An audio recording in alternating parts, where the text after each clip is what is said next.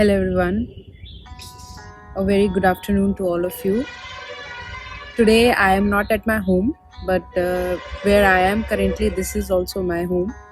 So, you'll be hearing a lot of background noises because there's a highway just right behind me. Today's topic is, as you saw the title, it's based on messages from suffering, stress, anger, depression, and anxiety.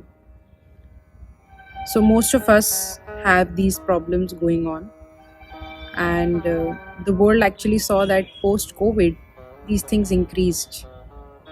But is it that these things increased, or the fact that whatever that was beneath the surface, that was beneath us, actually came on the surface? I would like to start with what depression is. So depression essentially is extreme form of sadness coupled with other feelings like hopelessness, whereas anxiety is a form of stress, like feelings of fear.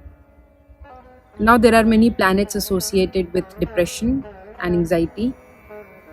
For example, Saturn will often be associated with depression and anxiety with Ketu. However, another planet that comes into play and remains integral part of the whole scenario is Moon. I'll explain why. Moon is not a planet but a satellite. It's a luminary object in the sky that reflects light of the sun, which is Atma, soul. Henceforth, Moon is Atma's central processing unit, CPU, that is essentially brain of the computer. And in astrological scenario, it represents brain of the Atma. Now that we understood that these three planets are interlinked with each other, and sometimes even if they are not, they play a crucial role in determining the cause of the effect. So if suffering, and everybody has suffering in fact in life, but if the suffering has become quite deep and intense, the karmic knot really seems to be quite tight, then that is the effect. And what's the cause of it?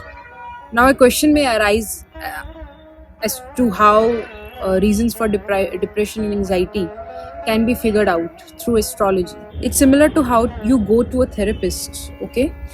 And this counselor, by understanding your early childhood environment and further upbringing, is able to connect the dots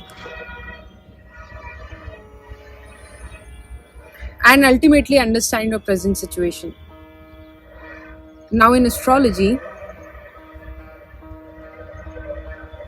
things go way past the early childhood because this science has the capability to find root causes and influences from past lives. It takes courage for both the astrologer and the client to be able to understand, accept, realize, and transform from the literature extracted out from the birth chart, the main birth chart as well as all the divisional charts. Essentially, messages that come from any form of suffering must not induce guilt, suicidal tendencies, and in fact any such trauma, because acceptance and realization are the key factors while seeking astrological analysis. Most of us on planet Earth, including monks and great saints, had a past, if read properly, can reveal their goof-ups. On the contrary, I would also like to spot light on how souls like Lord Ram should not be compared in this scenario, because he's a greater force, an astral traveler with different karmas and objectives. He who descended upon earth for the benefit of all of us, humankind. He is an immortal being who choose to be born in mortal form. These or such excerpts from Sanatan literature reveals a lot about astral science, the universe, and spiritual capabilities.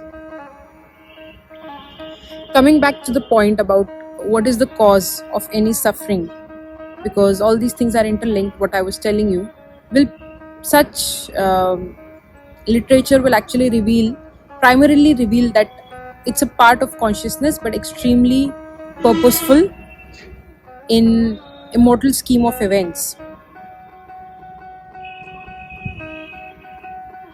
So it's like um, there is a consciousness that resides within us, and then there is this consciousness that is universal, which we call the consciousness of God. And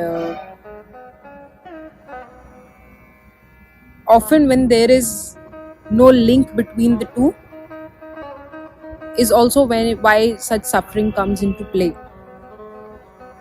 So like I told you, it's a part of mortal consciousness but extremely purposeful in immortal scheme of events.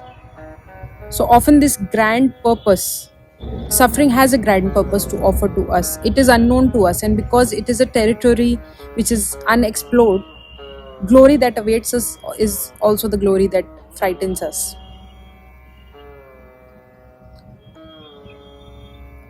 So if I have to conclude about misery, pain, suffering, depression, anxiety, hopelessness, stress, anger, emotional imbalance, all these kinds of suffering have actually come to us, to all of us, to teach us about something. That's for sure. And I hope that this video helped you. And if in case you have also lost connect with the supreme power, the supreme consciousness, then you can reconnect with it. Being in nature is one of the ways. Another way is to sit in silence and enhance the power of Ketu. Waking up early in the morning, silencing the noise in the mind and enhancing the silence, which is actually Ketu. Do a lot of water remedies, floating in the water if that's what you like, or like taking bath early in the morning, that makes you feel refreshed and energetically cleanses you. Drinking proper amount of water, because our body is majorly made up of water, 70% or something. So it's mostly water. And also, like, not forgetting about the fact that water can be charged very easily. So whenever you drink water, just charge it and drink it. Give your water affirmation. So charge it, and by charging it, I mean to say that just say to it that this water is that I'm drinking, I'm sipping, by the way, I'm sorry, is it's cleansing me, it's healing me, it's taking all the worries away, it's gonna flush all the worries away from my system and my body. And another very important tip that comes because Ketu is asking you to surrender, I understand, but then there's a planet called Saturn as well, which doesn't let you surrender. It's like that bandhan, it's that energy which is tying you to earth and all its material desires and everything. So while Ketu is detachment, and we all know that Saturn is attachment, but if you see Saturn has in Kalpurush Kundli, the 10th and the 11th houses belong to Saturn, and you can also see all the nakshatras that fall there, and when you study those nakshatras, you'll understand a lot about this, a lot about Saturn. So Shatabhisha is there, Shravana nakshatra is there. 10 10 number is all about using time properly, utilization of time, opportunities, whereas the 11th number is that 11th house is actually the house of if you see the sign, there's a man who is pouring water from a vessel. So what does it signify? It literally signifies letting go. Okay, although the letting go sign is the 12 number, but here you let go of your knowledge, you let go of the water elements in your body, and Capricorn has that goat symbol.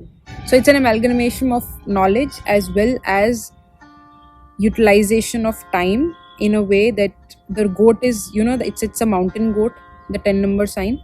So it's going upwards, it's not coming down, it's always in the mountains, it's a steep climb. So the way you can improve your current situation of suffering is to utilize time properly and let go of any knowledge that you have. So by letting go means like sharing it with people for a greater cause, because 11 number is the or the 11th house, or the where Saturn sits in Aquarius, the Aquarius energy has a lot to do with greater causes, humanitarian causes. So there is a sense of detachment in Saturn as well, if you see, because now you're not just related to your own self, you're not sulking or getting engulfed in your own self. It's now it has everything to do with other people as well, right? So that's when again Saturn teaches you detachment, like Ketu, but the way that Ketu does is quite different, and the way Saturn is doing that's quite different. So I hope this helped, and I'll see you next time. Bye.